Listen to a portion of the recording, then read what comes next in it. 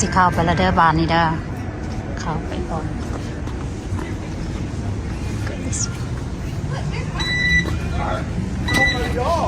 Hello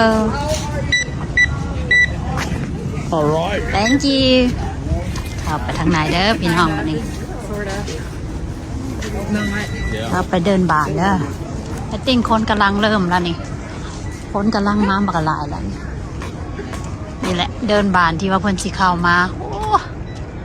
กว้างเด้อพี่น้องอยู่ไฮพอยต์นอร์ทแคโรไลนาเด้อนี่เด้อคนเป็นยุมอยู่พุ่นตากแดดฟิงแดดหนาวละเบิ่งนี่จะฮู้ว่าหนาวหรือบ่หนาวนี่น้ำก้อนเห็นบ่พี่น้องไอซ์นี่จิมาถ่ายภาพให้เบิ่งเด้อเดินบานอยู่ไฮพอยต์นอร์ทแคโรไลนา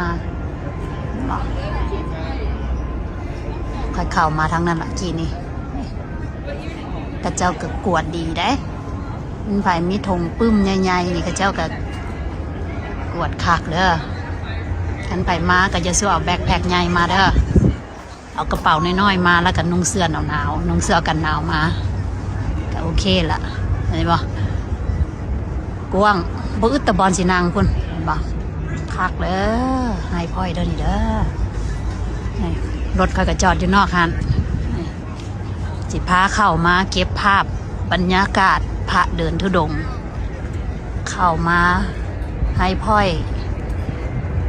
มื้อนี้เป็นมื้อที่86 day แล้วเด้อ86มื้อละมื้อนี้นะคนลาวเนี่ยนุ่งเครื่องขาวๆอยู่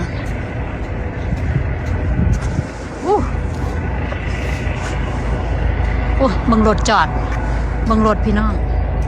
พาร์กิ้งสปาร์ตเห็นบ่ค่ะ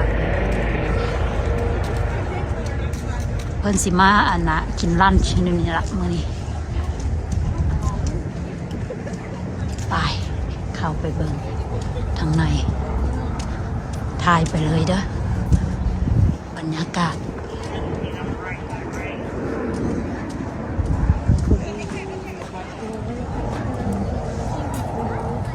คนก็จิเต็มหนทางละกำนะเห็นไหม